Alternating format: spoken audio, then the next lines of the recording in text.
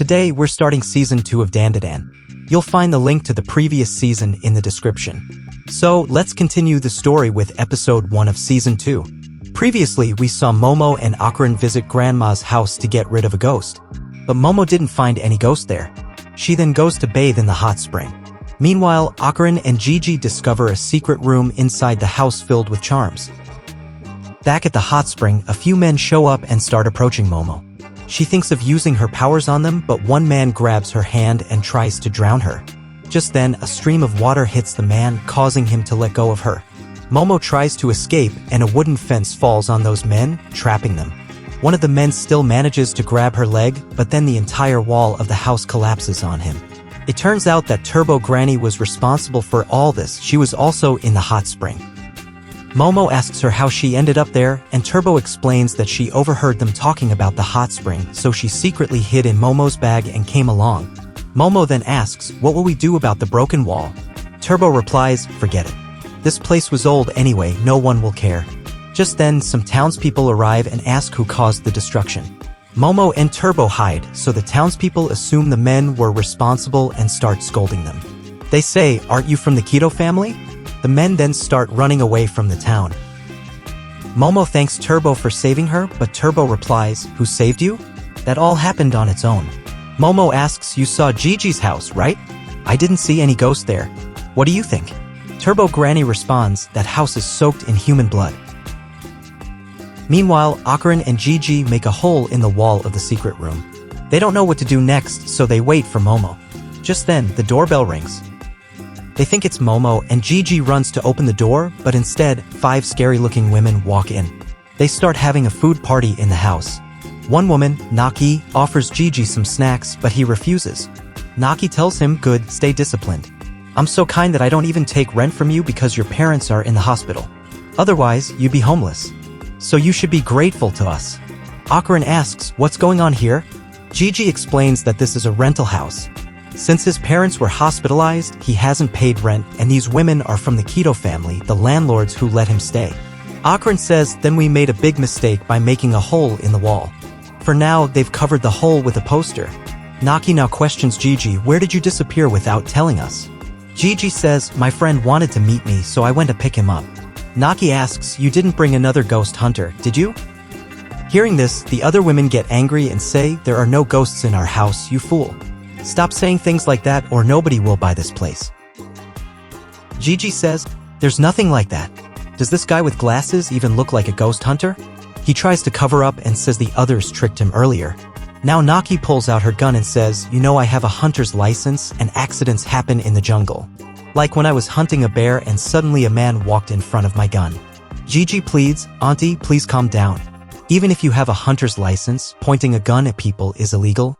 Just then, a police officer arrives along with all the Keto family men. They say the townspeople had turned against them, but Officer Sura saved them. One woman accuses the officer, "If anyone from our family gets arrested, it will be your fault." One of the men asks Gigi where he had gone, and Gigi tells him the same, he went to bring his friend. But the man says, "Don't lie. I hate liars." Gigi replies, "Okarun is my best friend and he wanted to come here." Now the man asks Okarun, "What's Gigi's favorite football team?"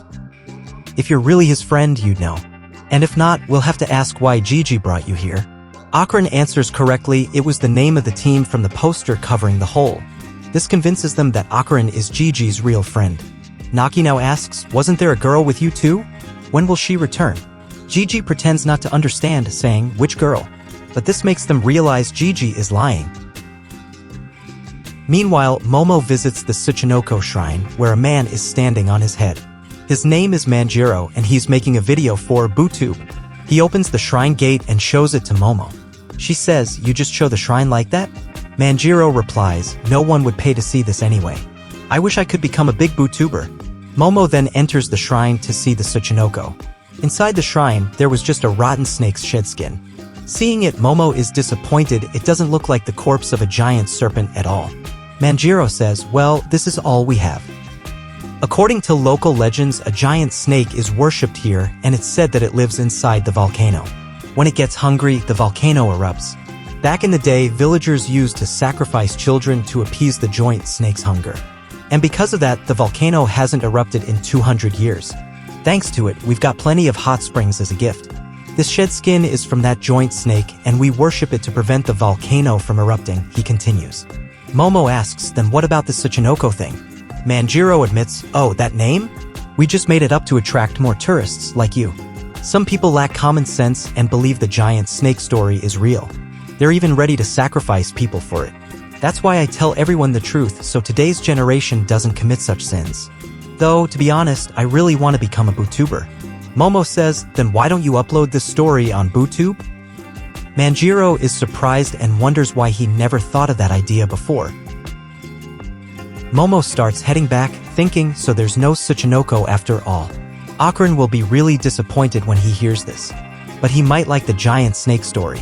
Momo returns home, thinking by now Gigi and Okarun must have become good friends. As soon as she opens the gate, she sees Okarun and Gigi unconscious on the floor, surrounded by the men and women of the Kido family. Upon seeing Momo, Naki says, great, the third sacrifice is here. Let's begin the festival. The men rush to capture Momo. She uses her powers to protect herself, kicking one man hard on the head and smashing a food table into another man's face, breaking his teeth. Another man grabs her from behind and headbutts her, making her dizzy. He grabs her leg. Just then, Turbo Granny jumps out of the bag and scares him so badly that he hits his head. Turbo Granny yells, who disturbed my sleep? Who are these pig-looking people? Momo says she doesn't know either and tells them all to get out of the house. Just then, Naki rushes in and kicks Momo hard. She looked like a kung fu karate champion, her speed was insane. Momo tries to throw a sofa at her, but Naki dodges it easily. Nothing Momo throws affects her. Naki punches Momo hard, sending her flying through the hole in the wall into the secret room. The rest of the Kido family claps for Naki, saying, Mom is the strongest in our family. Naki asks, who is this girl? And she was using powers too. Meanwhile, Momo wonders who this woman is. Turbo says she's just a powerful old hag. Momo says there's no such thing, to which Turbo replies, there's one living in your house right now. One man says, Mom, her cat just spoke. Momo wonders what kind of weird room this is, it stinks so badly. Naki thinks, who is this girl really? She doesn't look like a ghost hunter. But if you're in our way, then it means you want this village destroyed.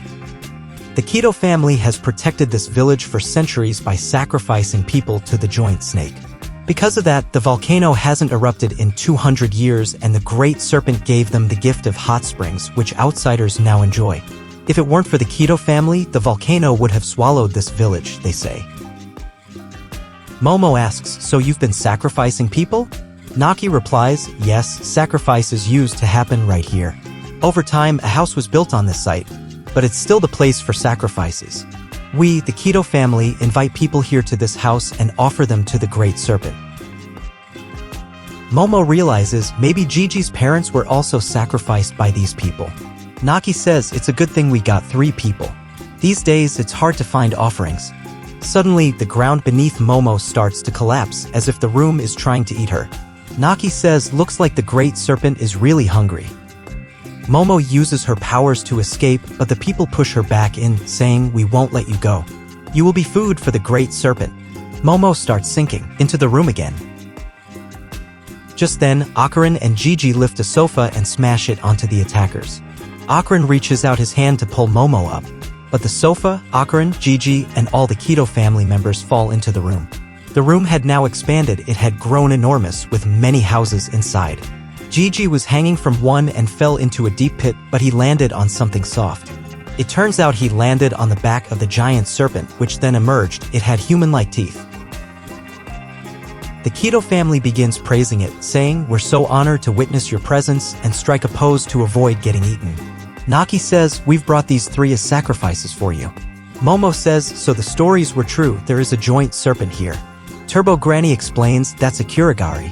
Okarun remembers reading that kurigari are giant turtles that eat people and they're found in the Gobi Desert. But he thought they were only 2 to 4 feet long, this one is massive. Momo realizes, so they've been sacrificing to a turtle for 200 years. She tells everyone, the one you're worshipping isn't a god, it's a human-eating turtle. But no one listens. They start singing and dancing instead. Suddenly, the turtle eats them all in one gulp. The 3 friends are left wondering what to do next. They can't possibly defeat such a massive creature. For now, they hide inside one of the houses. As soon as they go in, both grab their ears in frustration. Okarun transforms into Turbo Granny and starts approaching Gigi to eat him, and the episode ends here. So friends, what's happened to Okarun? Will the three of them survive? To find out, don't miss the next episode. If you enjoyed the video, please like and share. And if you're new to our channel Akuma Archives, subscribe and hit the bell icon. I'll see you very soon in the next video.